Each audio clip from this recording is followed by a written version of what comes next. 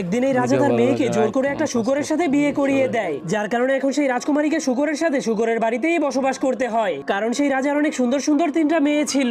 এরপর একদিন যখন রাজা নিজেই বাজারে যাওয়ার জন্য প্রস্তুতি নিচ্ছিল, তখন সে তার মেয়েগুলোকে জিজ্ঞেস করে, বলো আজকে তোমরা কি উপহার চাও? তখন সব থেকে বড় মেয়েটা বলে, আমি সোনার ড্রেস চাই। আর মেজো মেয়েটা বলে, আমি রূপার ড্রেস চাই। কিন্তু সব থেকে ছোট মেয়েটা বলে, আমি এসব কিছুই চাই না, আমি শুধু চাই একটা কথা বলতে পারা আঙ্গুর এবং একটা জীবন্ত আপেল। কিন্তু এই জিনিসগুলো বাজারে পাওয়া অসম্ভব ছিল। কিন্তু রাজা তার ছোট্ট মেয়েটাকে সব থেকে বেশি ভালোবাসতো, এজন্য সে তাকে বলে, আমি তোমার জন্য এসব খুঁজে আনার চেষ্টা করব।